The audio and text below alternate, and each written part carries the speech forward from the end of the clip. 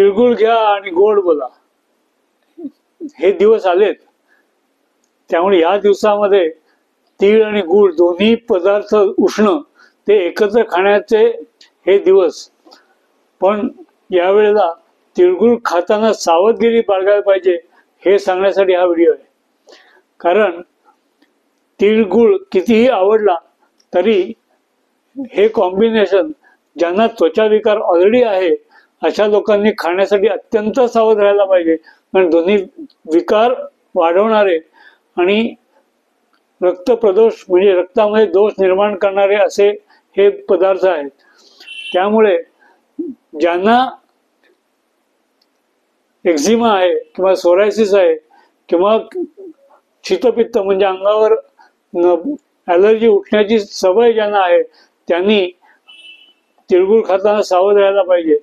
आणि तीळ गूळ आणि शेंगदाण्याचं कूट असं नॉर्मली केलं जातं। हे तिन्ही पदार्थ उष्ण आहेत, तिन्ही पौष्टिक आहेत, तिन्ही उत्तम आहेत आरोग्याला। पण ज्यांना सोसतात त्यांना हे लक्षात ठेवायला पाहिजे, नाहीतर काट्याचं नायटा व्हायला वेळ लागत नाही।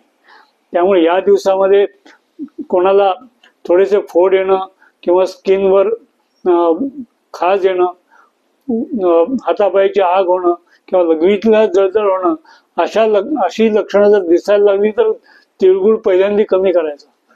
तिळगुळ खाणं जरी खायला बरं वाटलं तरी सगळ्यांना सारख्या प्रमाणात सोसतो असं नाही, हे लक्षात ठेवायला पाहिजे आणि त्याप्रमाणेच आपल्याला तिळगुळ खायला पाहिजे। त्यामुळे ज्यांना सोसत नाही त्यांनी कधीतरी तो खावा किंवा दिवसातून एखादा लाडू छोटासा खावा किंवा हलवा जो आहे तो खायला हरकत नाही। कारण त्याच्यामध्ये एखाद दोनच तिळाचे दाणे असतात, बाकीची साखरच असते। ज्यांना साखर चालत नाही त्यांच्यासाठी काहीच नाही। तीळ आणि गूळ दोन्ही त्रासदायक आहेत हे लक्षात ठेवायला पाहिजे। प्रत्येक तिळगुळाच्या एका लाडवाबरोबर आपल्याला गुळाच्या स्वरूपात साखरच मिळत असते। त्यामुळे ज्यांना मधुमेह आहे त्यांनी सावध राहायला पाहिजे।